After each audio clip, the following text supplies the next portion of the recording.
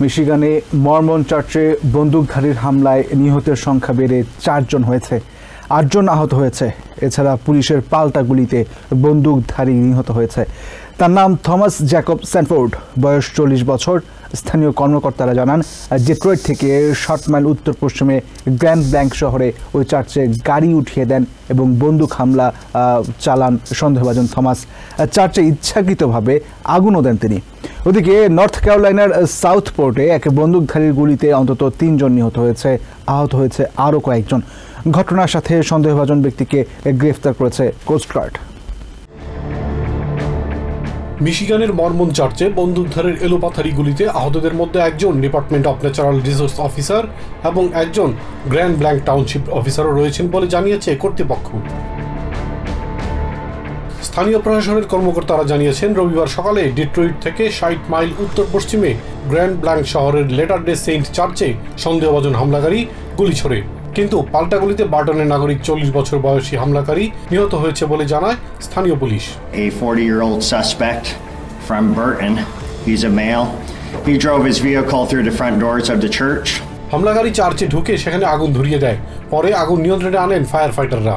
Have that scene secure. That fire was just extinguished by the Grand Blanc Township Fire Department within the past hour. ঘটনাস্থল থেকে একটি assault rifle উদ্ধার করেছে police.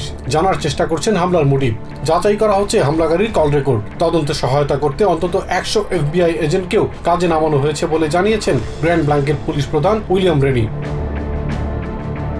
ঘটনার পর সামাজিক মাধ্যম ট্রুথ সোশ্যালে দেওয়া পোস্টে পরিকল্পিতভাবে খ্রিস্টান ধর্মাবলম্বীদের উপর হামলা বলে মন্তব্য করেন প্রেসিডেন্ট ডোনাল্ড ট্রাম্প। এ সময় ভুক্তভোগী ও তাদের পরিবারের সদস্যদের জন্য প্রার্থনা করেন তিনি। সহিংসতার এই মহামারী এখনই বন্ধ করতে হবে বলেও মন্তব্য করেন প্রেসিডেন্ট ট্রাম্প।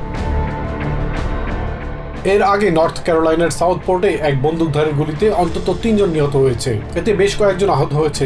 স্থানীয় সময় শনিবার রাত 9:30টার দিকে সাউথ পোর্ট ইয়র্ক বেসিনে এই হামলার ঘটনা ঘটে। স্থানীয় প্রশাসনের মুখপাত্র চায়াম কেচাম জানান, ডকের কাছে একটি নৌকা ভিড়লে হামলাকারী হঠাৎ গুলি চালায়। এরপর একটি নৌকা নিয়ে ওই হামলাকারী সমুদ্র উপকূল পথ ধরে পালিয়ে যান।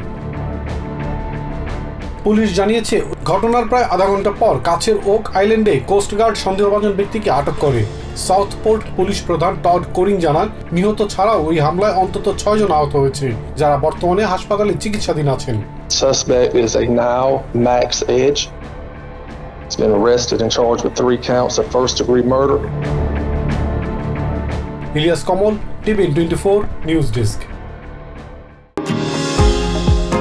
নিউ ইয়র্ক থেকে সম্প্রচারিত TVN24 টেলিভিশন বিশ্বজুড়ে বাঙালির কণ্ঠস্বর।